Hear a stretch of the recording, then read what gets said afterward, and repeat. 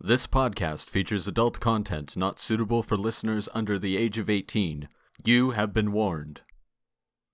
Welcome to this episode of Back to the Story, where friends come together to play Dungeons and Dragons. I'll be your DM, Klouse. Let's get started. If there's anybody in our friends group that you can tell me. I don't think the stars would shine so bright if just one of you were not here. My name is Ezekiel de Barbarek, at your service. You have my sword. You're the only person who makes me want to be better than I am. And my axe.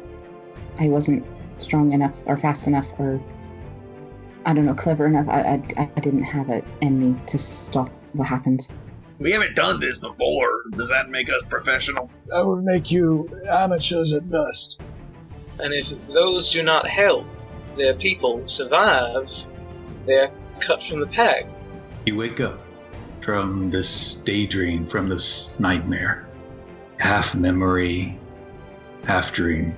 There's more out there to find, and there's more moments for having. I'll find a way to be stronger next time. I don't know fuck all about what's right. Everyone who has ever loved you was wrong. You can do better. I know.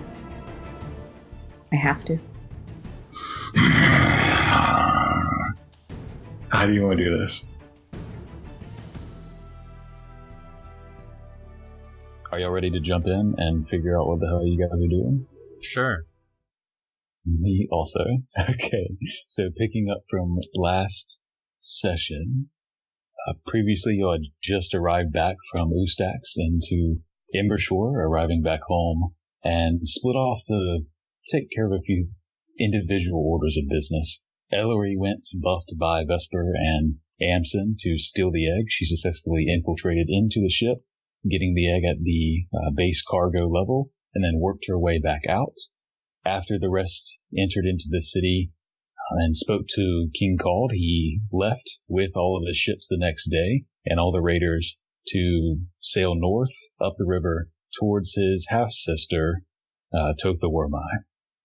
For the next just few days, Kalvyn kind of visited family. Each of you visited your own family. Some of you Amsen telling tales in the bar, Ball getting his armor repaired. And then the festival came, where a few of y'all saw a stranger to town threaten a poor snow cone merchant who was using a ice method as a sort of slave to make snow cones. So this is the next day after the festival, and y'all are all kind of gathered together in the copper sail, your normal seats, having figured out that the cost to travel across the sea is substantial. Normally 60, discounted to 40 is still pretty steep. And you'll just gathered in the bar to see where you're going from here. What would you like to do? I'm sorry, did you say we're in the bar? Okay. Try to figure out what we're going to do? Is that what you just said? Yeah, y'all can be anywhere. I was just putting y'all in the same place. Cool. So, hey, everybody. We're all in the same place. And we can talk about what we're going to do. Yeah, we're all trying to figure out what we're going to do. Klouse is shaking his head like you guys. Suddenly, yeah, you have 7 minutes before something bursts through the door to attack you. Also, figure it out. Tiamat swoops in from the sky. Is there anything we could do? Maybe not with everybody? Yeah. Let's prepare the heist where we return the egg back. Yes. Yeah. Not around. We'll all get on the dragon. So going to a tavern where everybody's going to be is probably not Vesper's thing right now. Unless, depending on where we want to, how it was pretensed. So, what would be good for Vesper right now? I think she would probably have wanted to try and catch Kalvyn before we othered up. Okay. I don't know if he's at the forge or his farm or... I think Kalvyn's still in line for the biscuits. Yeah, the cheese biscuits. Okay, yeah. Yeah, so if Amsen hasn't talked to her ahead of this, then she'll go fine. Is Amsen going to talk to Vesper ahead of this? I'm asking Amsen. That's why I haven't said anything. Amsen, do you want to talk to Vesper? Amsen probably would have tried to talk to Vesper as soon as possible, honestly. Boom. That's what we're doing right now. Rewind. Let's set the scene. It's a beautiful morning. I don't know. You guys. Yeah, sure. It's the day after the festival in the morning before y'all met up together and y'all meet somewhere. Sure. At the forge or wherever you wanted to meet. All right. In the mornings, Vesper, I assume, would be at the temple, correct? Yeah. So Amsen would have gone to the temple with his horse and to go and find Vesper. Probably early in the morning. Yeah, I'm probably just doing my usual, cleaning things and keeping everything in order and lighting incense, candles, whatever the hell. Yeah. Okay. Yeah, so that's what you see as you trot up on your horse. It's still pretty chilly out, but it is the first day of spring, too. But yeah, that's what you see as you kind of come up. There's still snow on the ground and on some of the trees, but starting to fade as you kind of ride up, tie your horse off, walk inside to the temple. It's mostly empty. Quietly walk in, kind of look around for Vesper, see her, quietly walk up to her and just... Vesper? Yes? How are you? I'm alright. It's good to be home. Yeah, it is good to be home again. Do you want to talk? I have a feeling you want to talk. I mean, I always like talking, but yeah, I do. Sure. Go outside? Yeah, let's go outside. So we step outside somewhere quieter.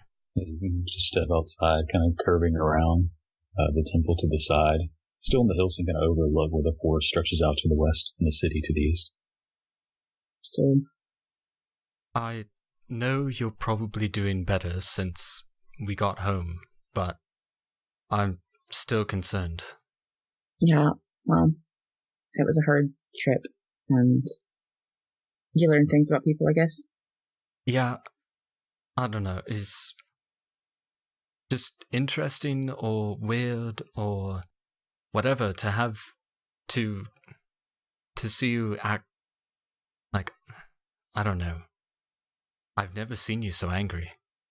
Amsen, if you're gonna ask me to be vulnerable with you, can you at least ask me in your real voice? I guess so. I won't use my performing voice. Much appreciated. Yeah. I've never been that angry before. I noticed. It's just... He promised to keep us safe. He brought us all out there and told us he was gonna take care of us, and then he was gonna throw us to the wolves? For what? I know. It was definitely unexpected. I know I need to apologize. I know I need to make peace, but I just don't know if I'm ready. Is there anything else going on? I mean, stressed as hell about this pilgrimage. It's a long journey, I know. I mean, you have all of us. Yeah. Hopefully.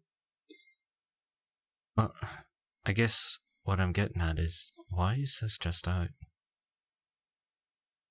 It's, like you said, it's a long journey and I'm dragging all of you out there. I mean, you're not dragging all of us out there. You know, I want to go just as bad as you do. I don't know, there's a lot. I mean, if we die out there, what do we do? Bury ourselves in foreign soil or drag our bodies all the way back home? I don't want to die again, Amsen. I really don't. I don't blame you. You got hit hard.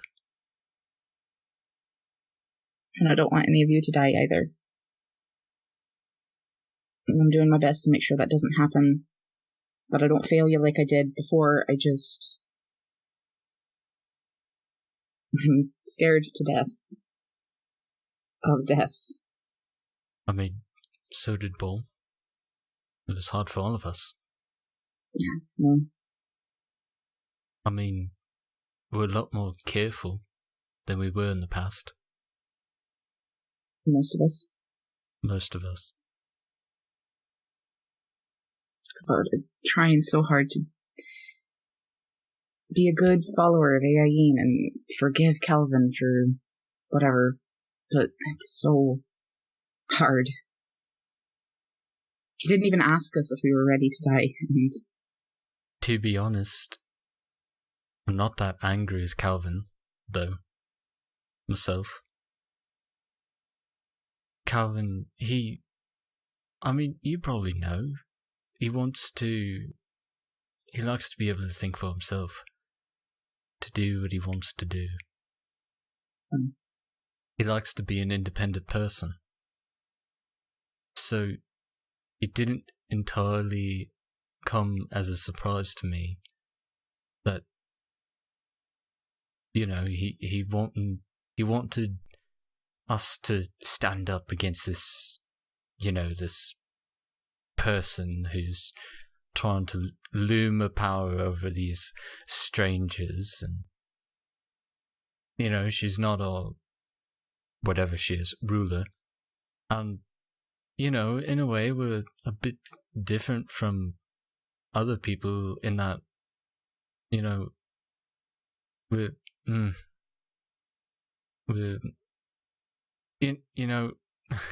that I'm a storyteller, so I'm going to use storyteller terms.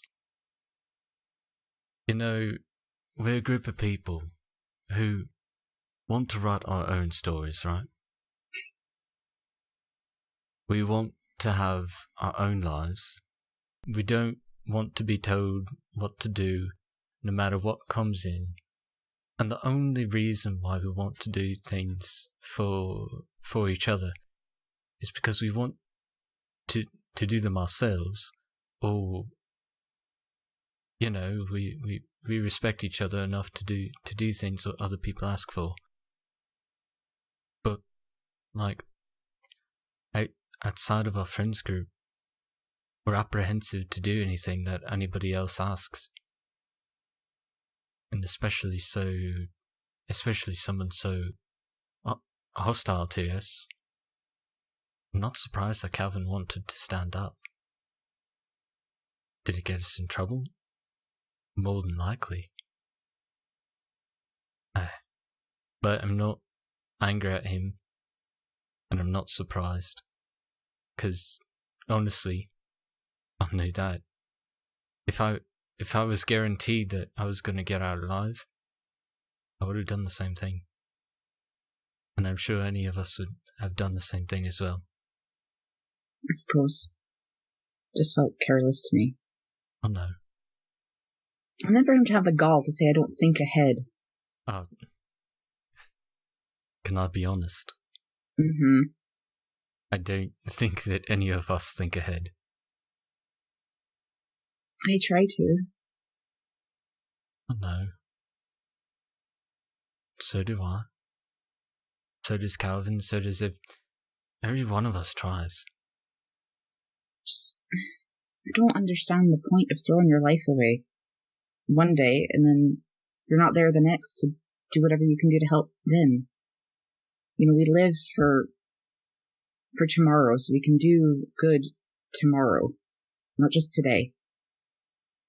Well, I know for a fact that not everyone feels the same way, and it depends on the context of the situation, but I know that there are people out there that right then, in that moment, throwing their life away, in a way, is the greatest thing they could do in that situation. Because it's worth it.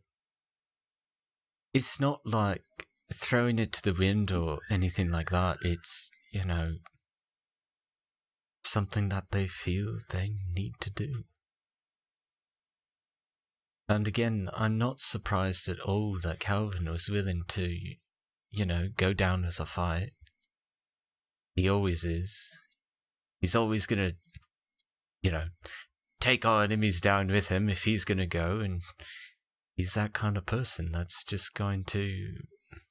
just the kind of person that would defend us all into the very end,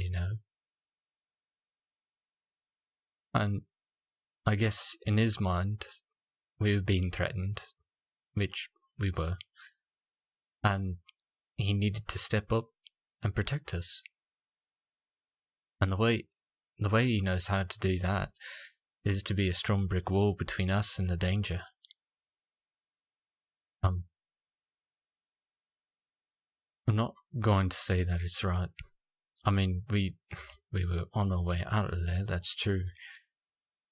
But I don't fault him for doing what he does and standing up for what he believes in. And what he believes is that he's willing to die for any one of us, including you. Vesper kind of looks contemplative and a little skeptical, maybe. I know it may not seem like he's willing to throw his life at the enemy so that you can live, but it's true. And he's willing to do that for you, for me, for Bull, Ellory, for anyone that he cares for. I'll talk to him. Been meaning to anyways. But yeah. Thank you. You're welcome. Is there anything else going on? Not really. Insight check. Shit. It's okay. It's not great. My wisdom sucks. Yeah, so does my charisma. But... Oh, that's true. This is a... that was a decent roll, though, so... fight of mediocrity. 15? Suck off. I'm using luck. Yeah, exactly. That's even worse. Oh. That insight, which I do have, but that doesn't help. It only gives me an extra one. That's the 11. Oh, no, that's a 15. She's fine. Stressed, but fine. Vesper's always stressed. Yeah. Yeah, you don't get much more after that. As they were having that conversation, were any of you others doing anything in particular? Making money. Money, okay. Yeah, just hammering, sure. Hammering away. Maybe helping Donovan finish up Ball's armor at this point, maybe. Yeah, for sure. Yeah. Okay. So I guess I'll go find Kalvyn and commandeer the session for another couple minutes. Please don't. Okay. What do you guys want to do? Are y'all meeting? Do y'all want to meet at the bar? Or do y'all want to, y'all can do whatever you want. Trying to get everyone involved. I'm fine letting the conversations that need to happen. Yeah, to be fair, I would say that the conversation between Kalvyn and Vesper probably needs to take precedence before we discuss the journey. I'm never missing a week again.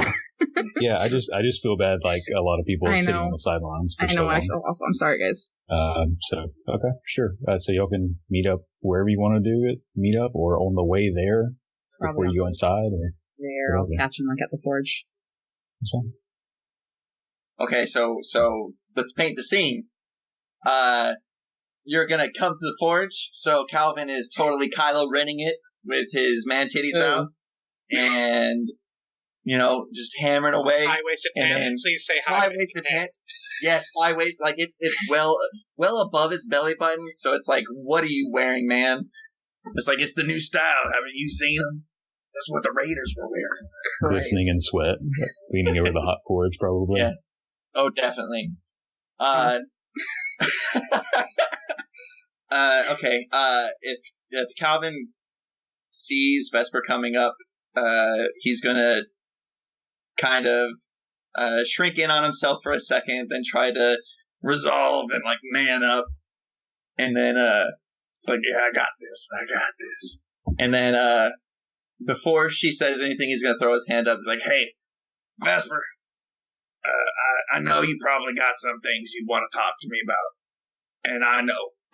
But if you would give me a second to get some stuff out first, I'd appreciate it. That was sort of what I was actually going to ask. So, by all means, go ahead. Listen, I've been doing a lot of internal reflection. I've been thinking a lot about who I am and who I want to be.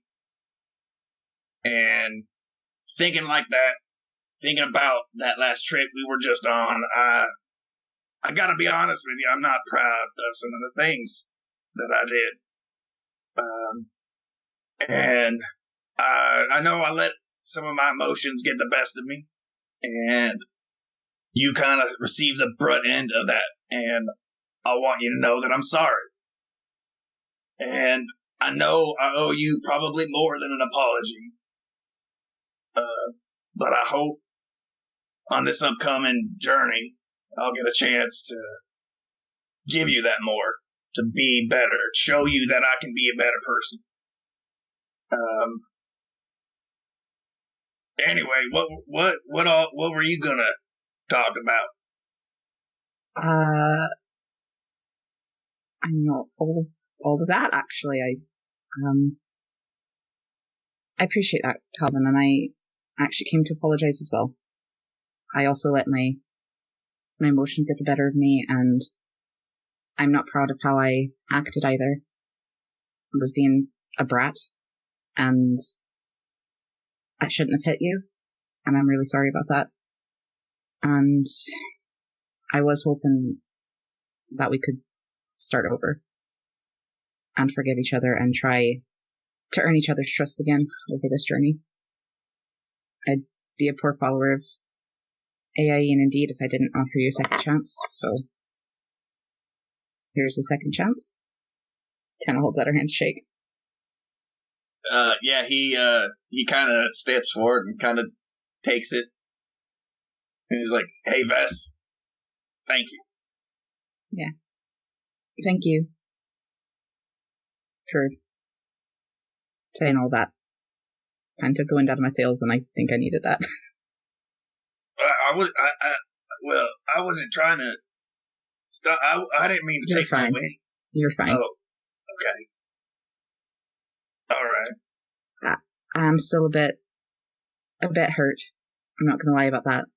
Hey, I know it'll be a little bit before we can get back to before or even better, hopefully. But, it's maybe we could take a couple, take it slow and take a few steps, get in the right direction.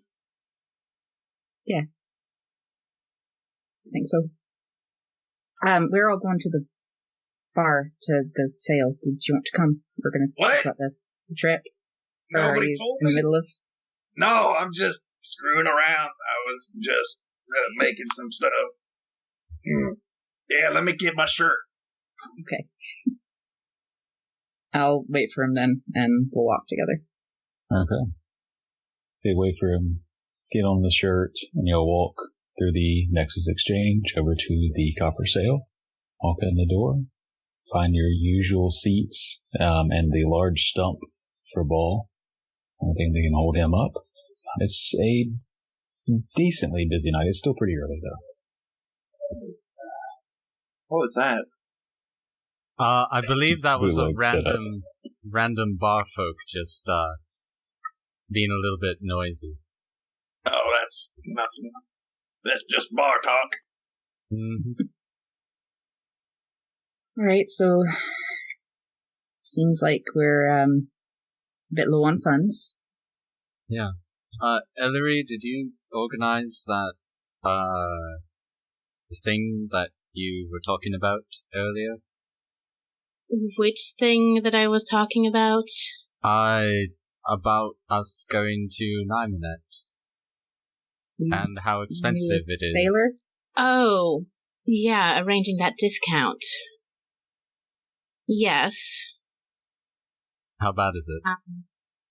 Well, I think you'll be glad that I got it knocked down to 40 gold each.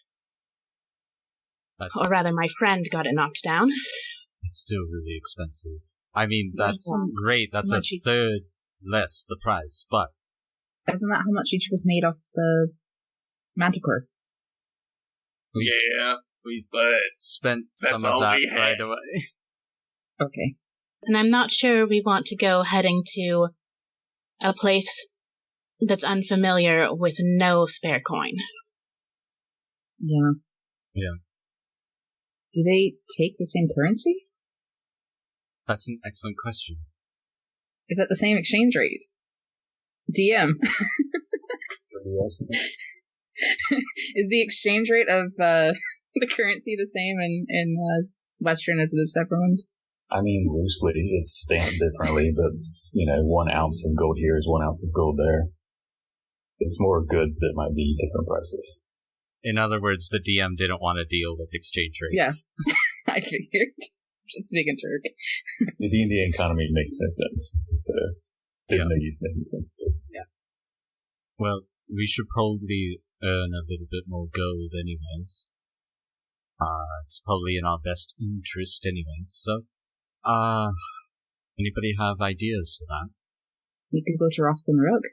There's usually postings there for contracts for the Covenant. I grimace at this suggestion. I know. We just need to do a job for them.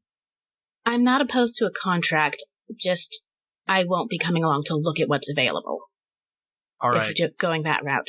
So Ellory automatically votes on the most dangerous one that's going to take the absolute longest for us to do.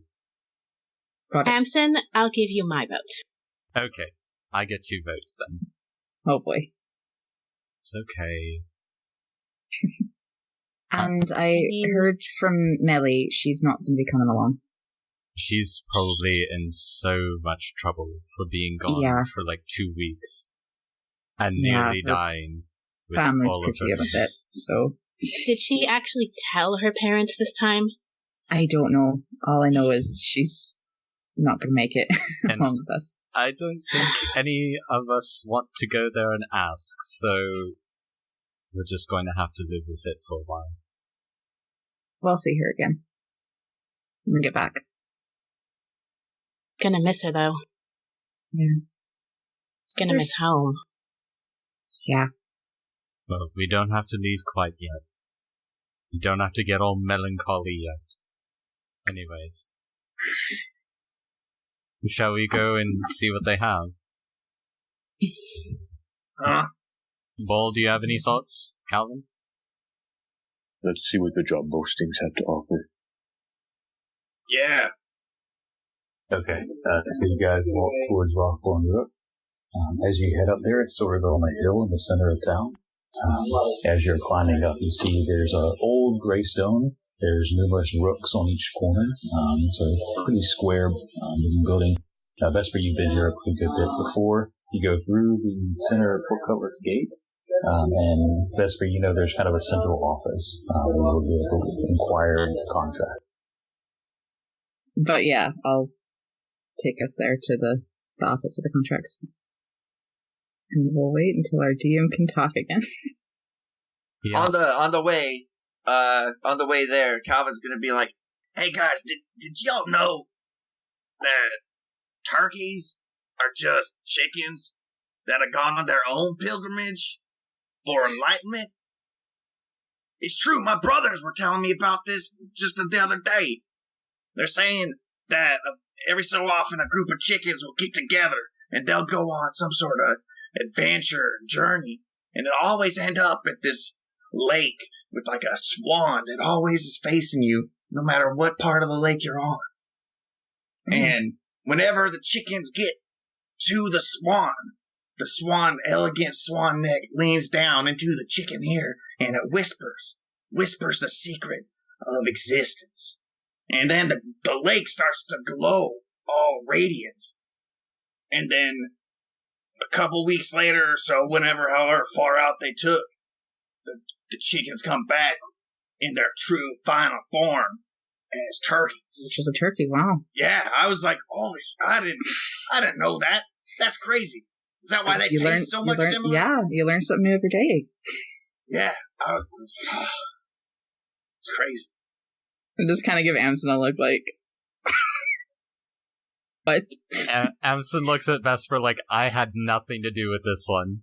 I have no idea what's going on.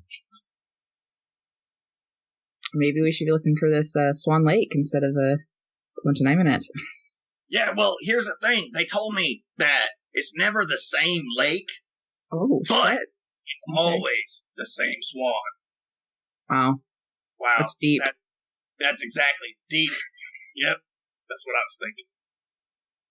Meanwhile, Ezekiel has overheard this conversation and decided, I don't really want to ever talk to them. So you're gonna reroll again. Okay. The DM has given us a break while he deals with his atmosphere. So, yeah. Watch Kalvyn's story end up becoming true. That would be fucking hilarious. Like we're walking by some lake and more. like chickens around everything, Like, and we're just like, we're walking whoa. through a forest and we randomly stumble upon a lake surrounded by chickens with a swan in the middle. And we're like, Kalvyn, we're never going to doubt you again. I told you. Kalvyn said the highest wisdom this whole time. I was gonna walk away, but I have to say, that would be hilarious, because I somehow doubt Nick even heard it, so if it happened... Yeah. Good. That'd be great. So, you have walked into Rothburn Rook through the large open portcullis. You see to the left there's archers that are training their bows. To the right you see a few that are training on wooden dummies with wooden swords, just practicing their swings. These Covenant in iron, metal, chainmail armor that has bones sort of embedded within the armor just to distinguish them as Covenant. Heading forward into sort of the central office, you open in, and it's a stone room. It's not incredibly large. It's maybe 20 by 15 feet. And there's a Covenant by one of the doors, and in the center there's a sort of a desk, almost more like a bar. Very elongated countertop built into the wall. Behind it is an old man, balding on the top, clean cut, with what's left of his graying white hair around the temples. And he has a beard that's clean cut on the sides with the goatee that kind of curls up just a bit, gray and white. Clearly human.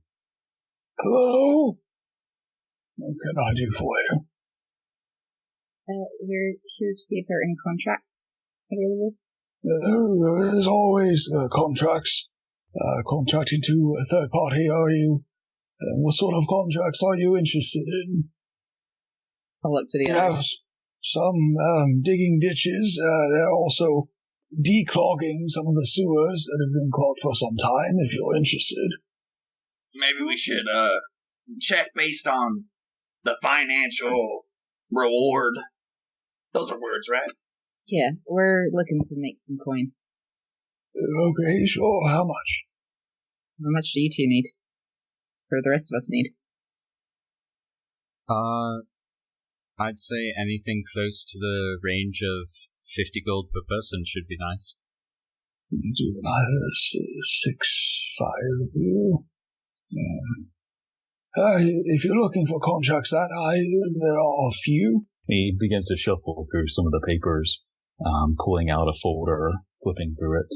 Ellory's not pulling here, out so we would have specified that there were 5. Okay, 4, and then you correct him to 5. And he pulls out some of these sheets of paper. There's a few wanted individuals, dead or alive. There's a call for a significant reward. I have one out for 350. I have another out for 500, and another out for 100. They're somewhere in the Imbrashore area. We haven't been able to track them down. Outside of town, near the northern gates, some of the farmers are still having trouble with these Valrin creatures. We're compensating 25 gold piece per kill. Head or horn will suffice. Are you interested in any of these? Perhaps? Just curious, but the Valorn the beast that we kill, is that like kind of like an open contract? Anybody that brings a horn can, like, we don't have to actually be like, hey, we're gonna try to meet a quota today. Yeah, it's an open contract, yes. You'll have to sign some paperwork, but once you do so, you can free to bring in as many as you like, when you like, until we close the contract, of course. I would suggest, guys, if you're game, we take whatever contract and we kind of take that as like a subcontract, kind of like, hey, if we run across some, we can get some more gold. I agree. Yeah. So the bounties for the 300 and the 500, you said? Yes, there's also one for 100, for an individual named Lucky Razor Avery. She's a nasty half-elven mistress. The 350 is for an individual half-orc lass named Kota Bone Shiver. Rough, she's killed several of our covenant already. We all tried to find her. The third, for the 500, is an individual who goes by Blue-Eyed Charlie. And he pulls out some of these pieces of papers and flips through them to find a few of them. We do have a basic visual description here. This is Blue-Eyed Charlie. And you see a very handsome man, probably with dark hair, light eyes, with a clean-shaven face. Human. Is this a colored picture? It's not colored, but you can see there's shading where the hair is. So it's clearly dark hair of some sort. Why do they call him blue-eyed? And he points to some of the descriptors beneath the picture. He has very blue eyes. That picture doesn't show blue eyes. I don't have any color. It is expensive. We wrote it down here. Blue eyes. So I assume that would suffice if you're professionals. Well, are we professionals? We haven't done this before. Does that make us professional? That would make you amateurs at best. At best, I like that. This one is Kota. And he goes through the description of Kota, the half-orc gentleman. Big jaw, wide jaw on the picture. Her hair is completely shaved, bald. And there are some descriptors beneath the picture that's not actually drawn, that she has tattoos in Orcish along her arms that say words like kill and fuck, and then there's some other expletives. The last one is a half-elvish picture with dark, looks like almost wet hair. It's very like matted down, looks greasy almost, even in this picture, with sort of a tiny pointy nose and strangely beady eyes for a human. And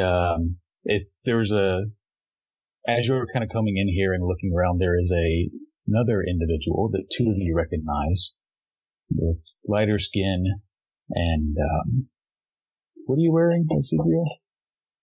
I imagine if I'm in here, I'm probably in my armor, so it's, heavy, sort of plate-like, but it looks like chitinous in some way, with, like, padding of bark in certain areas. So this individual comes in that a few of you recognize that y'all have seen before. And as you step up to kind of move towards this older gentleman to kind of see about maybe making some gold, he's holding up the pictures and you recognize one of them. You recognize the one labeled Blue-Eyed Charlie. I do? Yes, Ezekiel does. As the gentleman that spoke to you after you were waiting outside of the alley and just watching it for a while, eventually this gentleman that looks very similar to this picture came out and spoke to you. I see. Well, I say either the orc or Charlie. You can take our contracts on all three. Fine. We just have a name for the paperwork. He kind of brings out a second piece of parchment, put his quill into some ink. So, who is taking up these contracts, and for which ones? The bronze scales. Yes. Okay, is this all 4 plus the other? What's the other? Is this the other one? As he points to Ezekiel, or this other individual for some of you. Are you the fifth? Amsen looks at Ezekiel as like, oh. Oh, hello again. Right. No, I'm not properly acquainted with the rest of them, though, I would be interested in perhaps making coin I'll let you all finish your business here. I'll see you all outside. I'll just kind of stroll out. Amsen turns to Vesper. He has angel wings, I swear. Wait, what? Yeah, I saw it. She's like standing on her toes, like looking after him. No. At the later. Yeah. No, our friend is not with us right now. Okay, the bronze scales, and you said the orc, any of the others, or just all three? Try all three. Okay, sure. I'll just put up the quietly to the others, okay. He begins to write it up. It's a pretty simple contract. You'll just sign here, and you have to either capture them alive, but dead is also an option. You have to bring proof, preferably their head, for identification purposes. Hold on a sec. If we're supposed to bring their head, how are they supposed to be alive? They are wanted dead or alive, good sir. And I presume if you kill them, you can chop their head off. As he's finishing up the signing, the piece of paper turning around. Just sign here, and then you can take a final look at the pictures. You can't take them. I need them in case you won't do the job. Others have tried in the past. And just sign here. And he just kind of pushes the paper towards whoever's closest to the front. I'll sign it. Okay. So Vesper signs it. Sorry, I didn't catch the 100 gold because I was like, oh, it's only 100. Well, the half Lucky Razor Avery. She's a half elfin female. And she goes through the heights too. As you're taking one final glance at what the faces look like. The half elf is actually fairly short. She's actually like 4'11". The blue-eyed Charlie is like 6 foot, 6'1" maybe, and the half orc, she's actually taller. She's like 6'6". And if you have any other questions, concerns I can address? No? Well, if you do, then you know where to find me. Where can we find you? Here. Right. This one, I presume he's good with weapons. Shove off. Thank you. Let's go. He has angel wings, I swear. Seriously? I saw it at the festival. That old man? No, the person that just left. He was harassing the snow cone vendor, right? That guy. Oh, with snow cones? Yeah, he was harassing him because he did. I was stuck in that cheesy bread line the whole night. I didn't get to see any snow cones. Oh, that man was harassing him because he didn't like that. What kind of flavors did they have? I don't know. That's cherry. That's beside the point. Anyways, he was harassing him because he was using like this ice elemental thing in order to make the snow cones, and he didn't like that because it's an alive being and everything like that. Yeah, and when so you say elemental, you see Vesper like tense. He was like following him and everything like that, and he was harassing him a little bit, and then his eyes started glowing, and then he had like angel wings for a while, and then he flew up onto a roof, and then I don't know I haven't seen him since just now. Did you all say this as you're exiting outside? Yeah. Okay, so yeah, you're seeing this exiting outside once again into the training yard. You see them training with the nearby individual that you've seen before. Yeah, he'd probably be leaning on the exit, not to the building, of the training yard, trying to be away from all of that. So you probably heard Amsen talking about you. And then Amsen notices him and just stops talking. And then tries not to make eye contact. Yeah. He'll just lean on the wall, smiling, waiting for you all to approach. I'll walk over. Well then. First, I suppose a bit of introduction is in order. My name is Ezekiel de Barbarac, at your service. And he'll hold out his hand. I will shake it. Vesper Fidelis. Pleasure, Vesper. Amsen Arms Blossom. And you, good sir. Either one of you, big fellas. I am Ball. Right. Nice to meet you. Likewise. I mean, I guess cherry would be a good flavor too. Kalvyn, come say hello. What? Oh, hey guys, what are y'all doing? This is Kalvyn. Hey, who are you? I'm Kalvyn, son of Klein. I help out at my family's farm, and at the blacksmith. I try to do things around here. Pulling a Skyrim character right now. Well, Kalvyn, it is a pleasure to meet you. I am Ezekiel. Now, I couldn't help but noticing there you were eyeing some of those contracts. I find myself about to be on a boat for a very long time and could use an excuse to stretch my legs. And I happen to know, well, I have seen this blue-eyed Charlie just a couple days ago, and I might be able to find him, if you wouldn't mind someone tagging along. I look to the others. I mean, we're kind of really a close-knit group. Yeah, sure, you can definitely come along. Well, that was rather rash. Well, it would be my pleasure. I hope that I can keep up. You all look like capable individuals. Lean over to Vesper. I'm not sure how to take that part.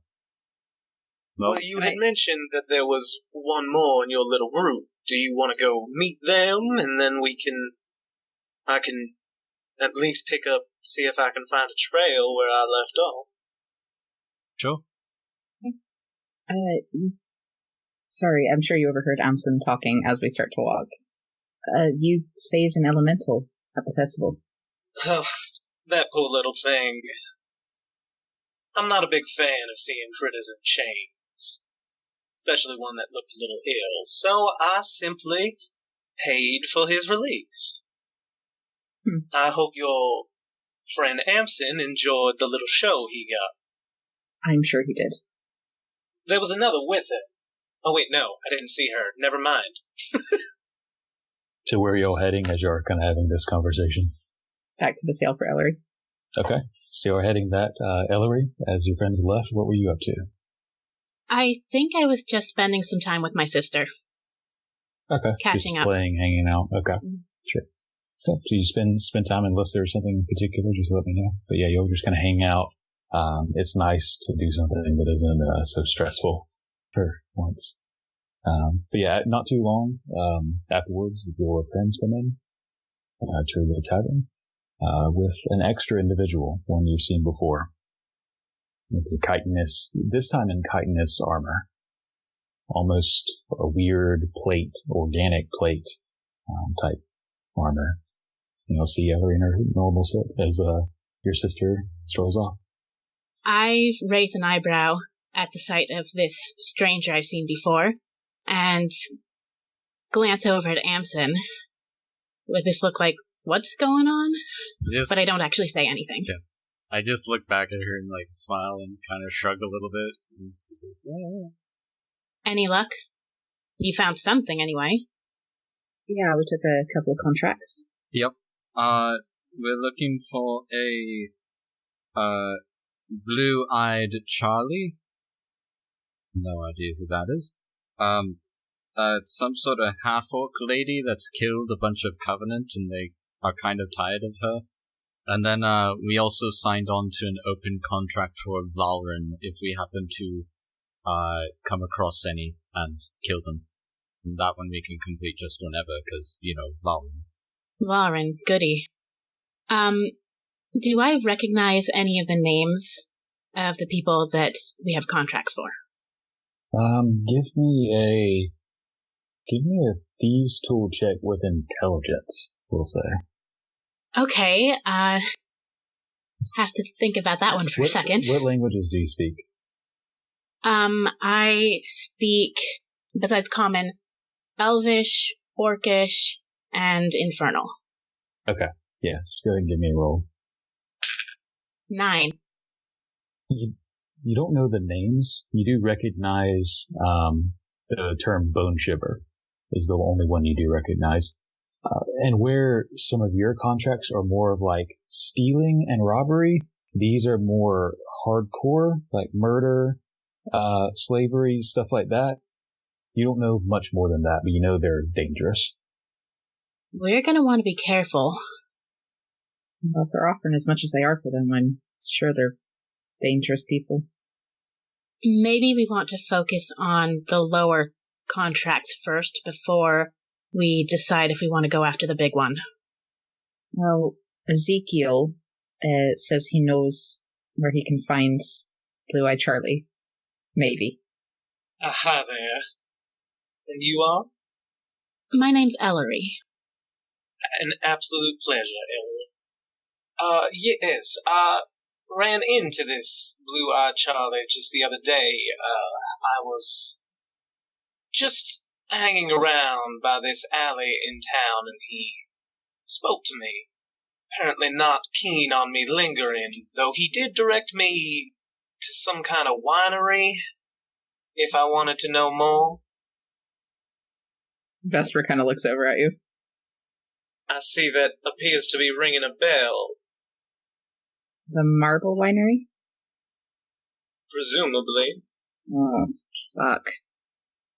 Now, I have no idea what I would be getting myself into by associating with that, but I do believe I can find the gentleman if I return to where I saw him. Hmm. And what's your interest in all this? Boredom, mostly. I'm about to be on a boat for quite a long time. I was going over there. I was thinking of finding a hunt or two, but just an excuse to stretch my legs. Some coin would be nice. I have a long way to travel. You don't mind us asking where you're headed? Oh, not at all. Across the sea. There are lots of things across the sea. Huh. Well, I believe my current venture will be going to Whiteguard. Eventually, I'm trying to get back to the INL. Sounds like our path. Are you also planning a little voyage? A pilgrimage. You know, like chickens. Yeah. He'll just pause, look at Cal, kind of cock his head to the side and smile, and then turn back to Vesper. Pilgrimage, now that is admirable. If it is not presumptuous, what deity are you hoping to make your voyage for? Ian. And she shows off her holy symbol. Ah, the Lady of Redemption. She does important work. There is much that mankind needs to be forgiven for. Anyway, well, it seems like we may be running into each other quite a bit, especially if you're taking what I think is the only boat out of town in the next couple days. Yeah, it sounds like we're in the same boat, in more ways than one. Well, you clever. Anyway, I'm open to help and track people down. I've got no objections. Yep. What? Yep. Yeah, sounds good. I'm for it. Well, do we have any leads on the other two? Or do we want to go after this one that made that one's eyes go very large? Maybe we should start with him. Well, best thing I can think of is try and go to that corner again and see if I can pick up a trail. It'll be difficult being inside the city, but I might be able to think of something. By all means. Okay. I'll lead them to that creepy alley. Okay. So you head back that direction. The rest of you who are more familiar with the city, it's near the Nexus Exchange, but it's kind of getting away from it on the other side. It's in sort of the residential area near the exchange. You'll move forward, being led by this new comrade, Ezekiel, until, Ezekiel, you see the familiar tavern where you kind of staked out nearby across the road from, the Hollow Log Tavern. It's not busy yet. It's during the daytime, but you do see a few people inside as you kind of get closer, and you do see the alleyway to the side, currently empty. So I was just over here, mostly laying around. I got a bad feeling about that place over there. And when I lingered too long, he came right here. Now, I don't do much tracking in the city, but I could try and pick up a scent. Unless any of you have any other way of finding someone. Hang on just a minute. I'm gonna go find an alley. Okay. Yeah, pretty easily done. Yeah, you find an alley, turn around the corner. Around a few ways, you don't immediately see anyone. Alright. They're both. We both have keen hearing. So I am going to V-shape into a mastiff. I have the stats for that, just for the keen hearing and smell. Okay. So you... I don't know what I'm going to do. I'm going to walk... We probably should have brought Bjorn. That's a good idea. Been perfect. Speaking of picking up scents. I can't believe I didn't think of that. Could ask. Trotting back out. Yeah, and as you do trot back out, what does the your form look like? I actually, instead of a massive, I want to be like a big bloodhound kind of thing. Yeah. I'm just gonna... Big floppy ears. Yep, just trot on over, look right at them. I immediately step behind Ball. And then I'm gonna sniff around. Okay. Roll a sniff check. So at advantage because of your keen scent. Yes, and because my wisdom stays the same, he can actually just use my stat because it's better. Okay. Did we see that happen?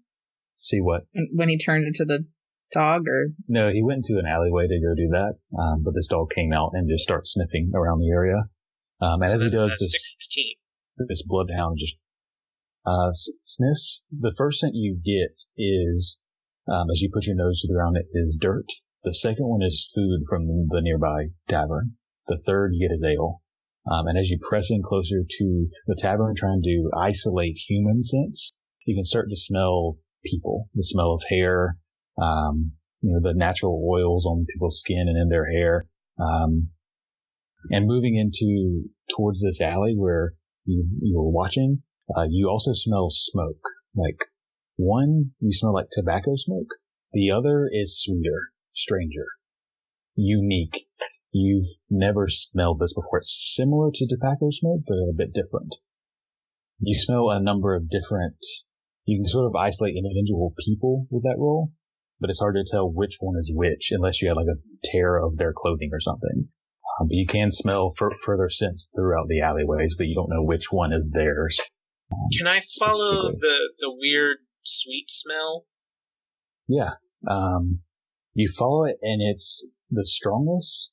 There's a little, as you go into the alley you were watching, there's a side door, and there's a little stool outside of it, and it's strong by that stool. And as you're kind of moving into the alleyway, it gets weaker, and you kind of come back, and it smells near that side door to this tavern. The food smells also strong here. It might be the kitchen on the other side of the door, you're guessing. You also notice the normal tobacco scent is stronger right now. Where did this fucking dog come from? And where is Ezekiel? I'm in the alley behind the tavern. Sort of beside the tavern. Like from the alley you're currently in, you can see the main road. Okay. I'm gonna howl really loud and just see who comes out of that door. Is there a door? Yeah, there is a side door to the tavern. Yeah, I'm gonna see what happens. Okay. You howl really loud? When he howls, I grab Ball's arm. It's just a dog. I don't know why you're so scared. I don't like dogs. You don't like Amsen's dog? Bjorn is an exception to the rule. I like dogs. So as this howl goes out, a few seconds go by, a minute, and Ezekiel, give me a perception check. If it's based on hearing, I still have advantage, so that depends. Okay. You hear the crack of a window nearby, And as you kind of look over to see in that direction to see what it is, you see an individual, a small head. At first you think it's a child, but then you realize it's a halfling. This kind of just looked out the window and sees you just howling, and then sees you look over towards him. I'm going to start whining and scratching at the door. Give me a persuasion check or deception check, whichever your choice. I'll try persuasion. 7. Yeah.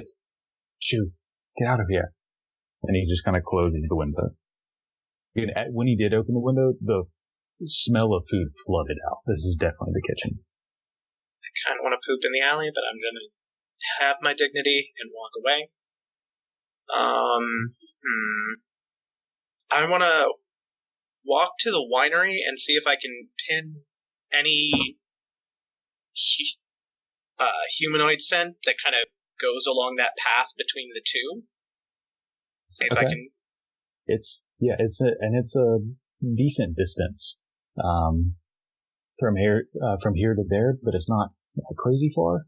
It's not across the city, but it is a significant distance. The rest of you'll see this dog howl, scratch at the door, and then begin sniffing deeper into the alleyway. Ezekiel is nowhere to be seen. What do you guys do? Oh, and if they're not following me, I'll trot back and do something very either not dog-like, stand on my hind legs and bark at them and do it head nudge as I'm going. You'll see this dog do so. It's your dog stand on their hind legs, do this head nod, trying to get you to follow them into the alley. I'm going to use detect poison and disease on the dog. Okay. You don't detect any poison or any disease on the dog. Well, it's not a sick dog. Can I insight check or something and see if I figure out? I mean, it's pretty clear that it's trying to get you to follow you. Is it dirt? Cobblestone here. Yes. The alleyways are actually dirt, though. I will wade them over, and in the alleyway, I will use my nose to spell my name in the dirt. That's good idea, sir. What the fuck? I believe this is what he meant by picking up a scent. This is the smartest dog I've ever seen. You're quite right, Ball. Good observation. So I'll scratch out my name so it's not written on fucking alley. And I will try and see if I can pick up anybody that passes between the two. Yeah, give me a survival check at advantage. 18. Okay. It's hard to tell with humans. They would have to, or humanoids or people, they would have to go on the same track very often for you to notice. And there's clearly others that are in the same area with similar scents moving just to their houses and to the tavern and back. You do notice a few smells. The first one you notice, because you noticed it before, is that sweet scent makes a line from the tavern in the direction. You lose it every now and then, but it's a dotted line towards where the winery is. The second one you notice is like an incense almost smell, and you smell it intermittently from the tavern to the towards the winery. And with that roll, also you notice it is almost pattern-like. You smell it, and you don't smell it for a while. You smell it, you don't smell it for a while. You smell it. It's in a strange pattern. And the last one, Amsen, give me actually, Amsen, without a roll, you recognize this area as you're getting closer. And I'll kind of whisper what that means, but yeah, you can pick up on those trails as you feel. Alright. Well, I don't know that I'm doing much good. So I'll find another place to duck in where there's nobody other than they can follow me if they want. Okay, pretty easily done. As you're heading in this direction, kind of the space between the exchange and where the winery section is, which is kind of a nicer area.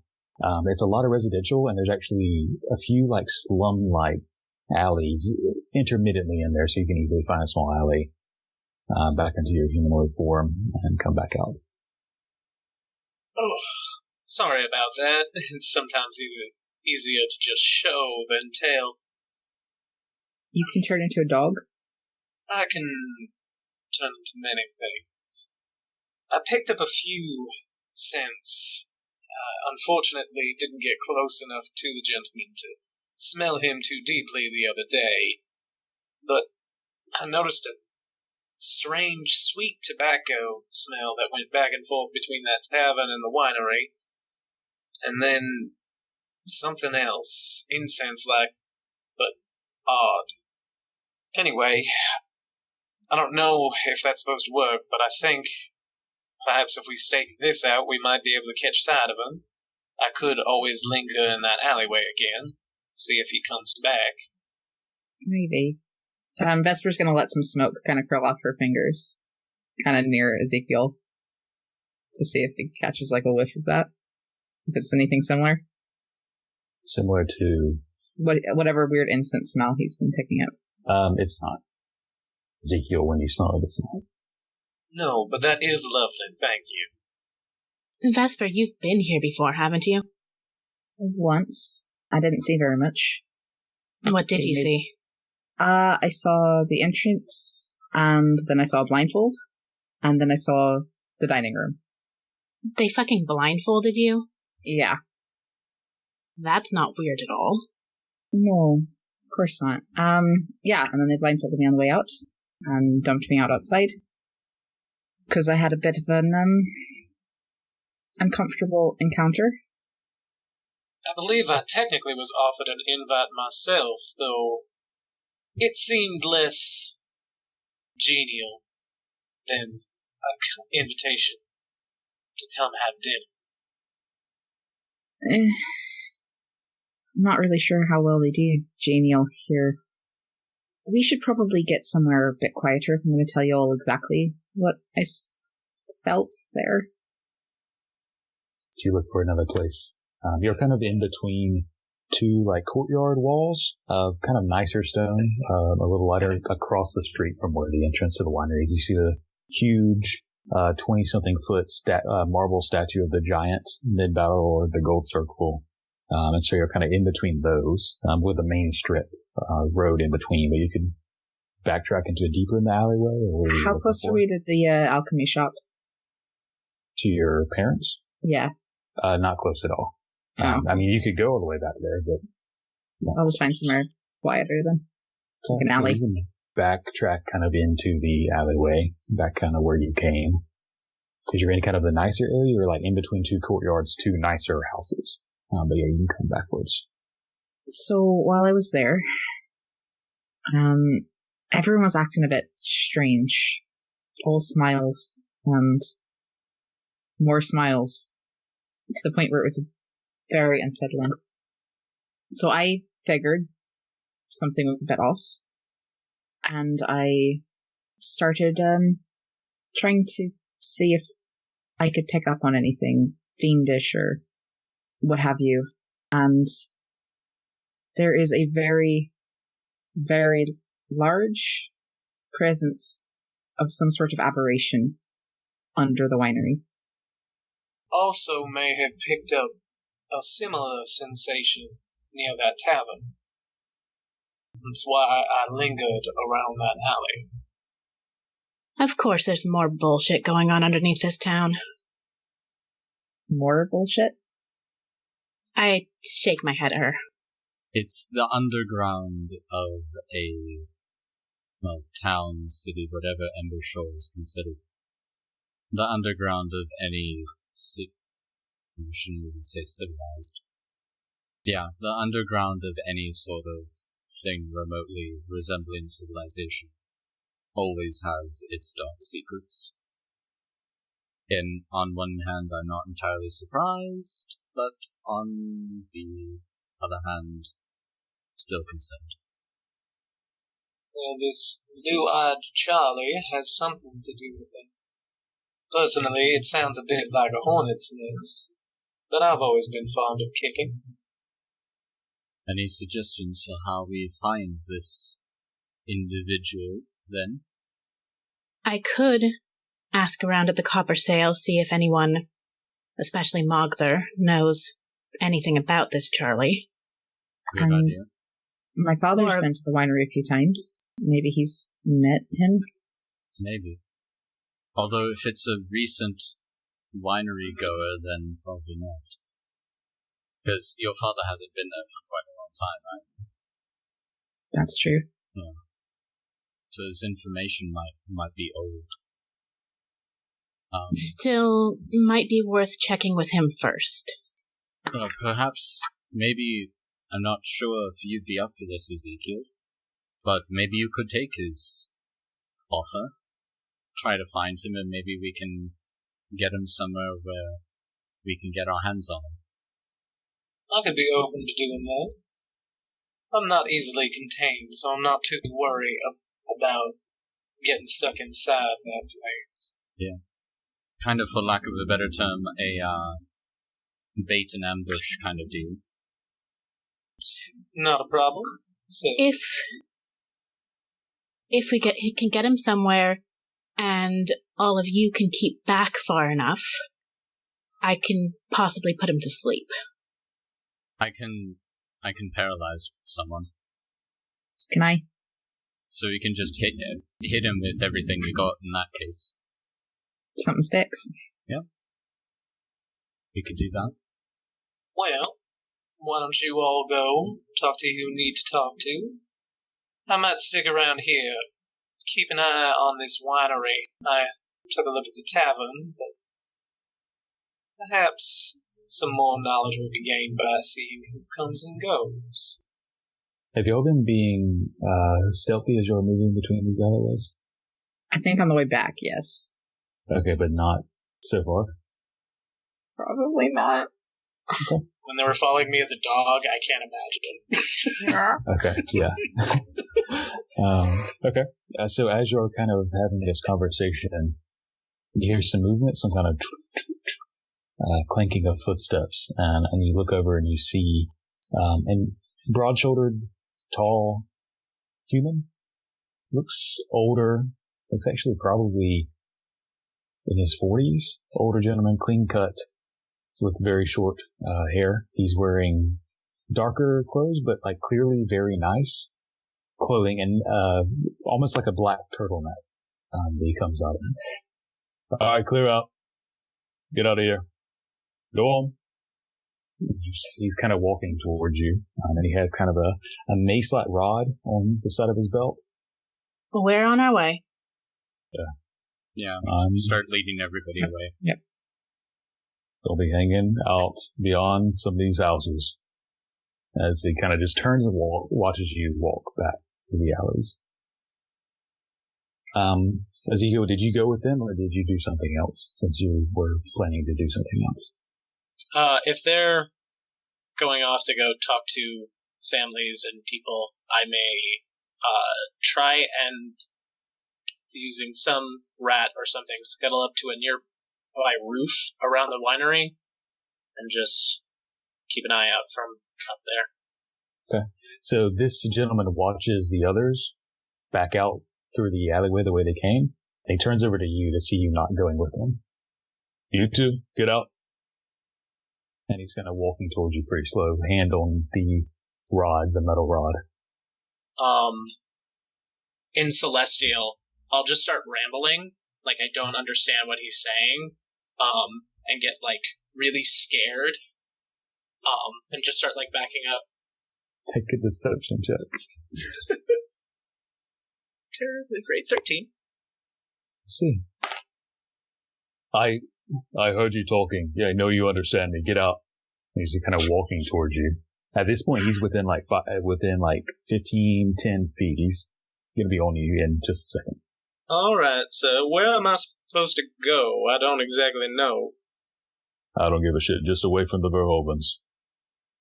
Oh, okay. Which way is the winery? He grabs you at this point. Do you resist? No. Okay. He kind of grabs you by the armor and just begins pulling you out towards the main road, towards where the winery is. Kind of winds through the alleyway.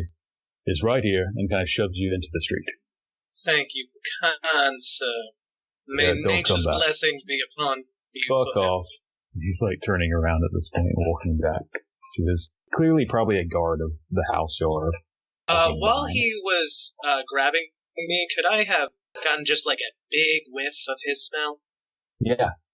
Just try and hold on to that memory. Okay. Yeah, you store that one away. Okay. And then I'll try and find a way to just scuttle up to a roof nearby and just chill there. Okay. Yeah, you can pretty easily find a spot to transform unnoticed. These streets are a bit busier, these main roads, but you can kind of find another alleyway on the other side away from this guy. Who's kind of watching you, sort of, to make sure you're not coming back before he leaves.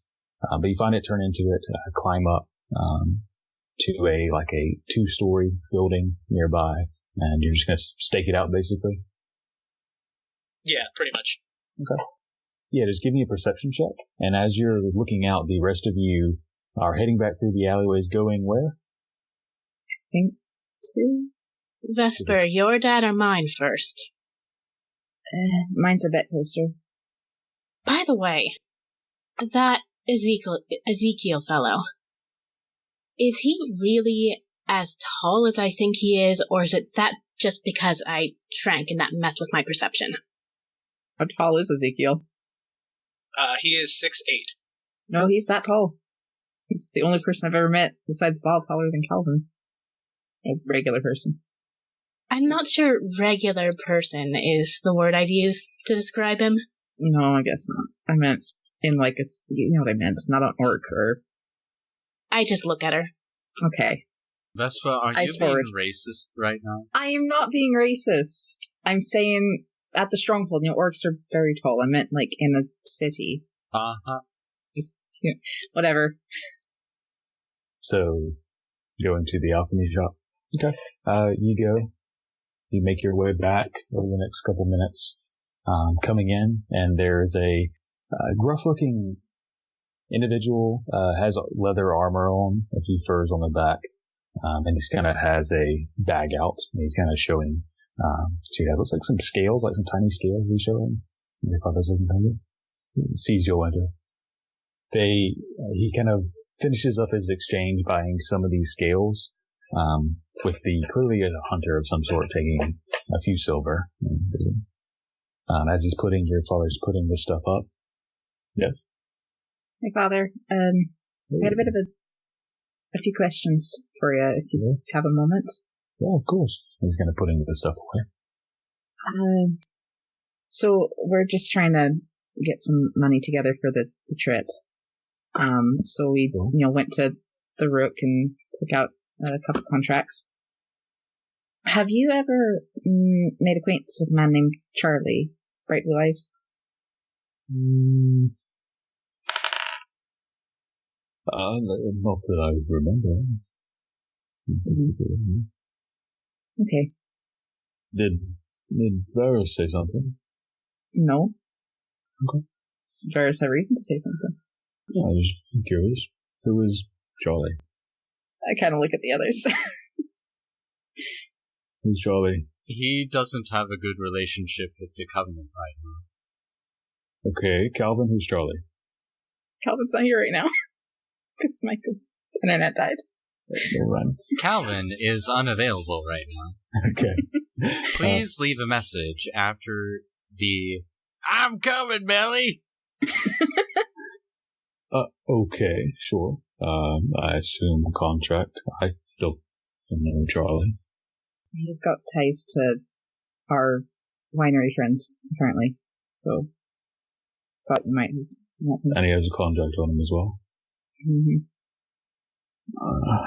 You see why I don't like that. Just gives me the clues. But I don't know anyone. Any other questions? Something you can do? Not really. Just that, mostly. Unless anyone else.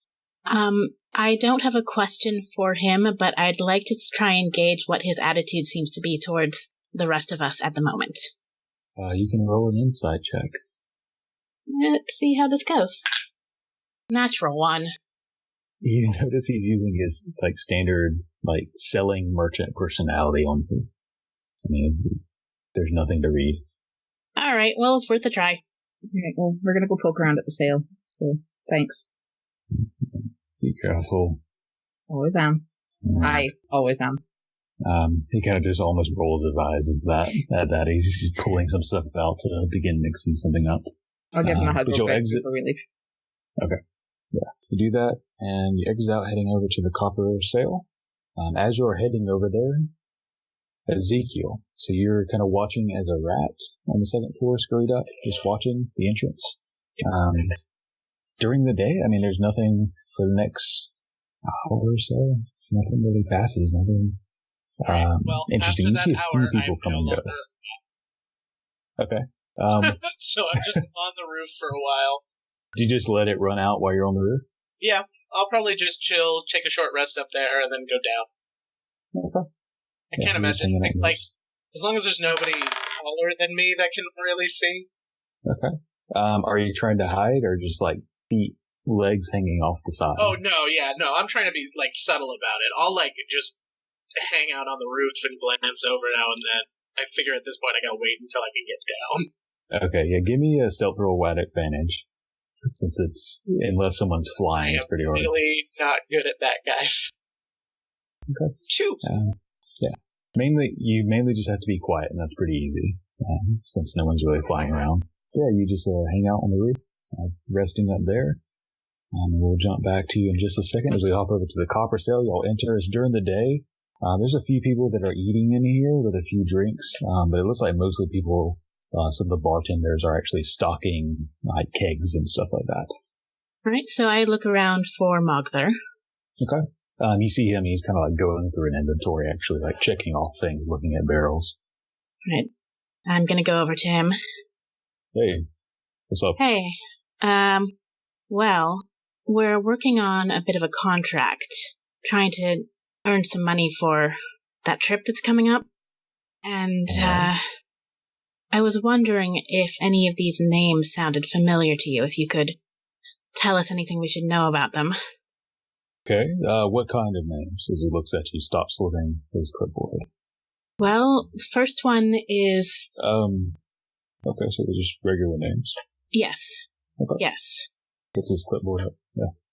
There are 3 people that we're potentially looking for. The first on our list is a man by the name of Blue-Eyed Charlie. And... come in here. And he puts the clipboard onto the bar, kind of taps it, looks at one of his bartenders. Give me a second. You all can fit, but with Ball, it is a squeeze into that private room. Like, you have to push chairs to the side to squeeze all of you plus Ball in there, just because Ball is massive. But he leads you into that sort of private room where you met Voyage before. Has one of you, the last person, close the door, then closes kind of like the shutters to the bar. It's like the side bar ordering station for this little private room attached to the bar. Closes it. Charlie's the one in the contract that you're looking for. He's one of them. I take it you know him. I know of him, and I would say get another contract. He's dangerous, and the people he knows are more dangerous. He's in with the families. It's hard to deal with them. How much is the contract? 350. No, his is 500. His is 500? I thought... His is 500. No, the work is 350. I wrote that down backwards then. It's a lot. That should tell you something. I still say it's not worth it. He works with the Fern Arms, as far as I'm aware. There's some connection outside of it to the Adafing gang. I don't know the details. They, some people silence people with coin, they silence them with knives. I would find another contract. Isn't there like a giant snake or something you could kill? Wolves terrorizing a farm or something? There is something like that. There's also 2 other names. What are they? You kind of might as well at this point. Gestures you. Hopefully I wrote these down right. Hopefully I can read my own handwriting. One of them is Lucky Razor Avery. I don't know that. What's the third? Somebody help me out here, please. I can't read my own Coda handwriting. Bone Shiver. Yeah. Okay, so you say that. Okay. Coda Bone Shiver. Yeah, she used to be a bouncer at the Crowbar. Worked her way up. I don't know who she's working for, but she's rough. I don't know that much about what she's done. I just know she's dangerous. Blue eyes is the one to watch out for. Getting caught up in some of this isn't just making enemies with these individuals. It's an organization. I don't know the extent of it and who's tied to what, but it's not just taking on 3 individuals. Yeah, Does that it's make never sense? that simple, is it? These people get even in a hard way. They teach hard lessons, ones you can't come back from. Well, I can't make any promises, but we're gonna have a talk. Be smart. There's other options. I have work to do. I give him a quick hug before we leave. Okay, you do so. Go head out. He just glares at you almost. He smiles and waves afterwards, but the first thing you see is a glare. You'll walk outside, and as you'll do so, Ezekiel, you're on the roof as a human at this point, just resting in the sun. It's nice because the very beginning of spring air is nice and cool. There's a nice breeze, but the sunshine warms you as well as you're taking a nice break. You do anything in particular? No, whenever my short rest is up and my wild shapes are recharged, I'll make my way down. I guess I didn't really establish a place to meet them. I guess I'll try and go back to the Copper Sail, assuming that's where Ellory, that's where we met Ellory, so yeah, I'll head back there after an hour or so. I'll make my way in that direction. Okay. And with the others going to one place and the other heading out, yeah, you would probably get there, we'll say about the same time. As you'll come out, have your conversation, you'll see, as you're deciding kind of where to go next and what to do, you see your new comrade, Ezekiel, in the distance, kind of walking in this direction. I'll wave to him. Well, I didn't find out anything interesting. How about you? Well, this Charlie is dangerous, which I think we could have guessed, but on the one hand, Mogther has always been cautious, and right now he's probably more protective of me than usual. On the other hand, I don't like the sound of the connections that Charlie apparently has. That was my concern. Let's say we do drop his contract and go after the other 2. We're still only 50 gold shorter, but the 2 of them combined than we would be with his. It's not a bad place to be. Well, did you find any leads on the others? One of them used to be a bouncer at a bar I know. Well, if we have a lead, then I don't mind pursuing it. I don't have the connections here that you all have. I wouldn't want to cause any trouble. I'm just looking to not be so damn bold. Well, hopefully we can help you with that. You're already working wonders. Anyway, should we move on to this bar, see if we can... Well, I'll leave that to you all to dig up anything in person. And just for reference, at this point, it's about 1 p.m. in the afternoon. Perfect day. The time to start drinking. Perfect time to go to a bar, definitely. 1 in the afternoon. When there are fewer people there to overhear us. Exactly. And fewer conversations to cover our own. Mm-hmm. Yeah, there's that too. Well, I mean, did the person who gave you the contract have any information about them? Any of them last whereabouts? What their crimes are? Any known associates? Did you ask these questions?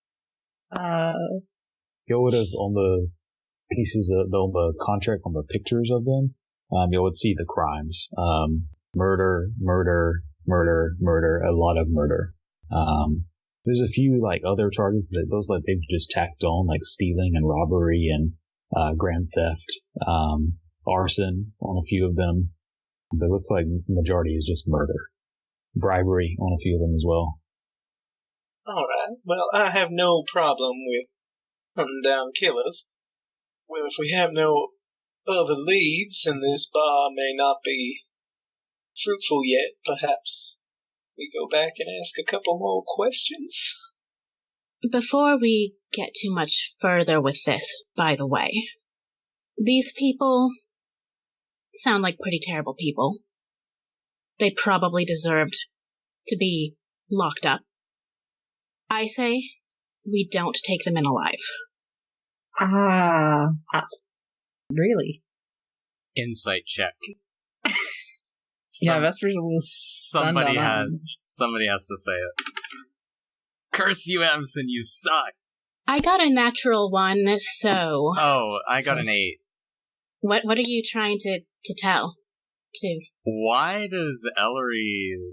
Okay, I'm thinking we have a choice between locking them up or killing them, and I want to know, and I'm trying to figure out why would Ellory want them killed rather than locked up? So, like, the insight doesn't, like, read her mind, but you can see her emotions. But, like, so why? She can tell you, like, is she serious or, like, angry? Like, you can tell her, or you can tell them what their emotional state is. I understand that, but it's like, I want to know, like, is she, does she seem uncomfortable at the thought of... Does she seem scared? Like angry, scared, uncomfortable. Yeah, like, does she feel uncomfortable at the thought of killing them, but more uncomfortable at the thought of them being locked up, that kind of thing? Like that's about right. Like comparing her reaction to those two things, to those two thoughts. Yeah, that about sums it up. So, yeah, Ellory, like, would get uncomfortable thinking that, like, you know, locking them up, and then still uncomfortable, but not quite as uncomfortable as killing them. That kind of thing? Mm-hmm. Okay. Well, I have no problem with that. I think locking up anything is a far worse crime than murder. Well, not murder, but then killing people. Nature is cruel, and if those do not help their people survive, they are cut from the pack. I am saying I am a proponent of banishment for the most part, but that does not work in all situations. A pack of wolves will put down one that is acting against them. We're not animals. If that is your opinion.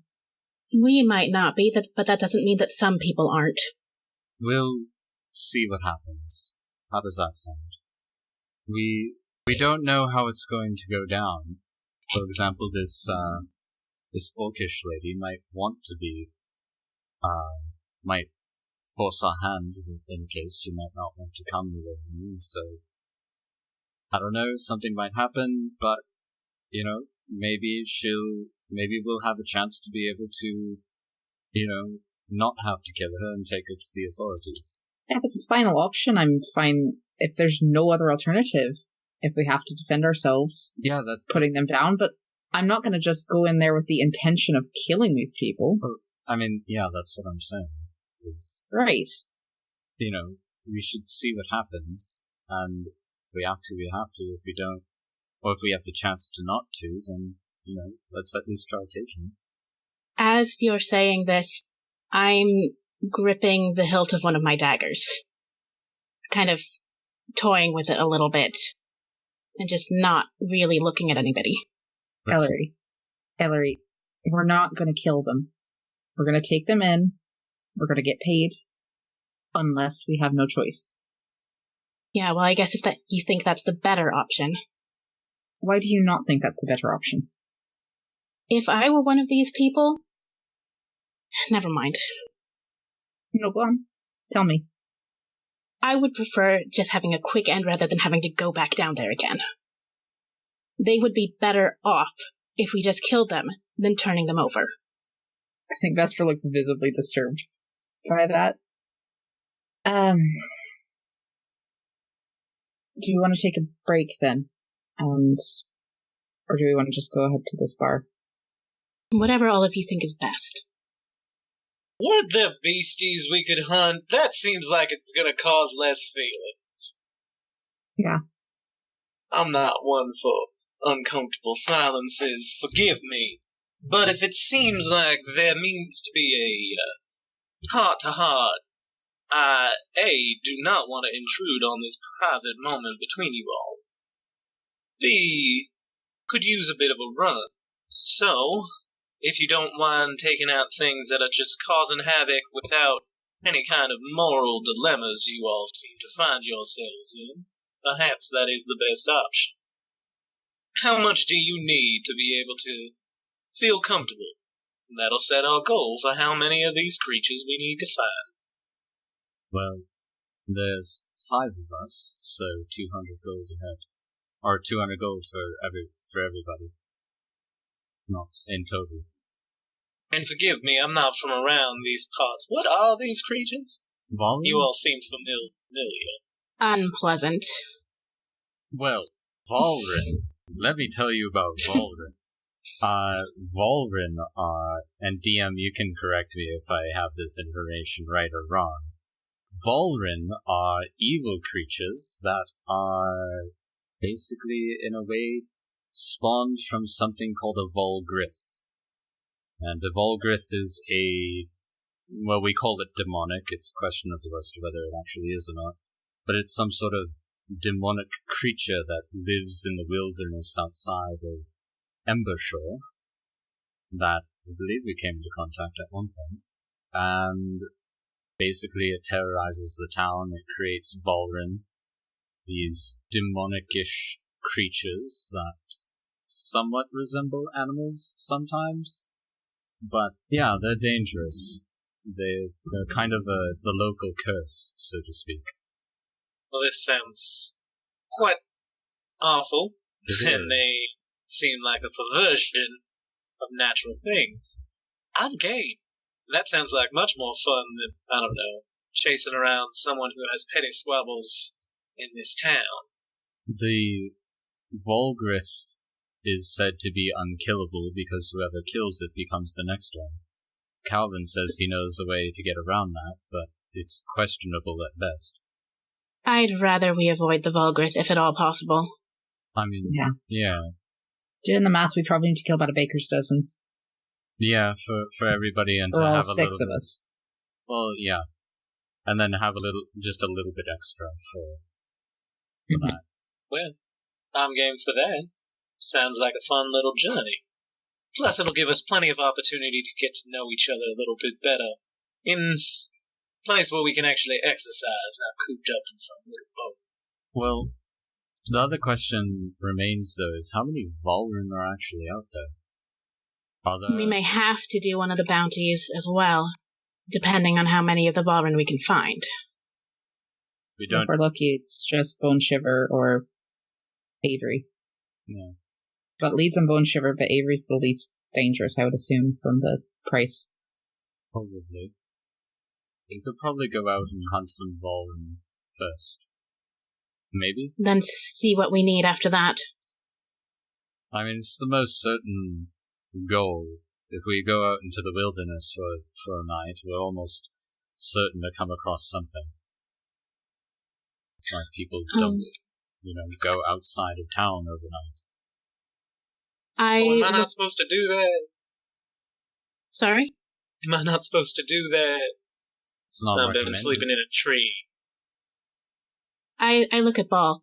Have you seen any signs of them lately? I don't know, Klouse, would I have? I know that I would spend a lot of time outside, but I'm usually closer to the town. Yeah, occasionally over the course of time spending your using that as sort of your base of operations, you might occasionally hear them. They're not killed often. They're tough. And you remember the last time y'all did bring one down. It was almost took out one covenant that you prevented him from bleeding out. But yeah, you staying close to the wall. You don't see him super close to the city. It's more, and the covenant has sort of bulked up that side of town. That gate is actually kept closed a lot of the time, and they just let people in individually, and they keep more covenant on that side just to scare them off. A few crossbow bolts will go in every now and then and get them away before they cause any real damage. We will have to go deep into the forest to find them. I don't think they will be close to the city. I mean, that's fine. We've done it before. We probably want to avoid getting too far north. Yeah, we don't want to go back there again. No, we really don't. But maybe we could just, plan for a camping trip for a night or two, and hope we catch some vol. So much for sleeping in my bed for a few nights before we leave forever. You had, 2 nights-ish? Yeah. Please don't say the word forever. I didn't mean forever, I meant for a long time. Better. Are we still in the copper sail at this point having this conversation? I thought y'all had stepped outside and were having it there to meet Ezekiel. But y'all could have gone back in if you wanted. I'm just gonna pop my head back in real quick and tell Mogther that we're gonna focus on the Volrin. I strangely think that's safer. Yeah, I think you're right. Be careful. I will. I've got good people with me. Yeah, I know. He's gonna lift up a barrel and begins moving it. And then I go back outside. Okay. They're outside. It's maybe 1:30 at this point. Shall we collect some supplies and head out? Yeah. Sounds good to me. Alright. Meet back at the gate over there, closest to the Volrin in, half an hour-ish. Mm-hmm. Great. Meal. Okay. What, are y'all getting any equipment in particular? I just need rations, because I'm out. Okay. Those are, I think they're like a silver. That may not be right. Here it is. They are 5 silver pieces each, and between places you can probably get a hold of a lot of them within reason. Yeah, I'm probably just going to go for a few days worth. Yeah, that's fine. Yeah, 5 silver times however many days. Anyone else? Torches, rations, stuff like that? Yeah, rations. Yeah. Okay, yeah. If anybody needs torches, I have plenty that I have no use for. Cool. I'll take them. So anyone that's getting rations, they're 5 silver each. Anything else before you kind of meet back? All right, so you grab your stuff, meet back. And what time were y'all meeting? Just as soon as y'all finish this, or did y'all set a time? Basically around 2 o'clock-ish. Okay, yeah, so you come back about half an hour meeting with your supplies in hand. Well, shall we? Let's get going. Yeah. Okay. So you exit the north gate, kind of walking along where the trail heading north along where the ocean is, slowly rising over time, building into eventual cliffs that some of you have been to before. Give me a survival check, whoever's leading. Probably Ball. That's a 10 for Ball. Okay. You can pretty easily follow the trail that's here. It's a rough one, not traveled very often, especially now. There used to be some minor trade to villages to the north, but it hasn't come in a while. You've noticed, haven't seen wagons on this road in a while. And road is a strong term. It's more of just a tiny trail, matted grass. You come along it, a lot of the snow is beginning to melt. You travel for about an hour, 2 hours go by. And going kind of deeper into the forest, you hear the birds chirping, you hear insects every now and then. You can hear the ocean kind of slamming against the cliffs as the altitude kind of begins to increase. As we're going, I've got my eyes on the sky. Give me a perception check. 11. 11, okay. Looking into the sky, you don't see anything in particular. You see clouds. There's a pretty decent cover of clouds over the sky. You don't see any movement in particular for what you're looking for. If we ever stop to take a break, I will say, if we don't mind spending 10 minutes, I can ask a few friends, possibly get a good direction. And I would like to cast Speak with Animals as a ritual. Okay. Yes, you'll take a break. In the middle of the forest, there's a few rocks to sit on. Take 10 minutes or so to complete this ritual and call out. I'll try and talk to them birds that I heard earlier. Okay. A little red cardinal kind of perches on the lawn nearby. Hi there, little one. He kind of lands at your feet. Take, I don't know, some breadcrumbs or something out of my pocket as I talk to it. We're hunting for some beasties. Valrin is what they're called. They have horns, large, unnatural things. Do they fly? Look at the rest of the group. I don't know anything about these creatures. They can. Not the Valrin themselves, but they're often accompanied by birds. And the Valgrith can definitely fly. Out of character, weren't the birds just Valrin as well? Like, isn't Valrin more or less just like a possessed beast? That's what I thought.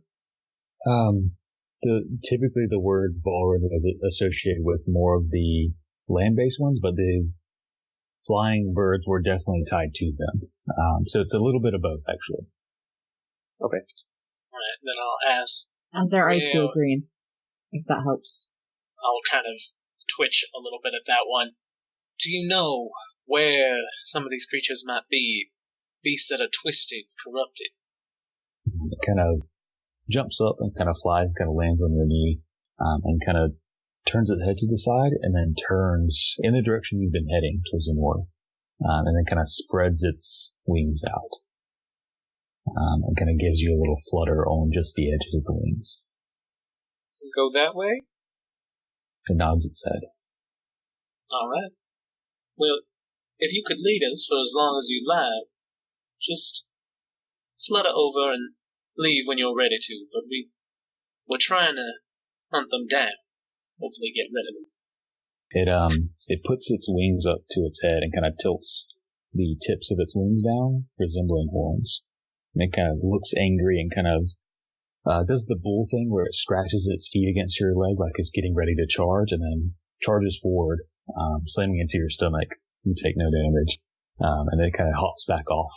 And begins kind of fluttering from branch to branch, looking back to check and see if you're moving with it.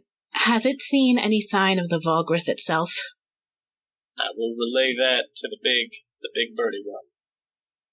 It gives a sharp tweak and then turns actually to the east, towards where the ocean is. And it kind of moves its wings almost like waves. Fully imagining Tweety Bird doing this. Well, it seems like the big one might be out at sea at the moment. This may be a good time to catch some of its little ones. I glance at Vesper. You think Orcesis is all right? I hope so. I don't know that we've got time to go check on him. Orcesis is fine.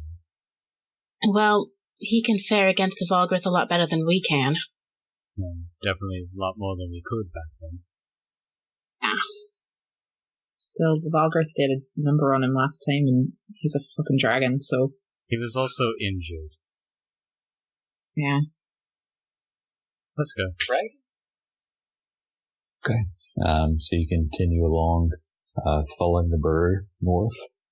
A few more hours pass before the sun begins to set.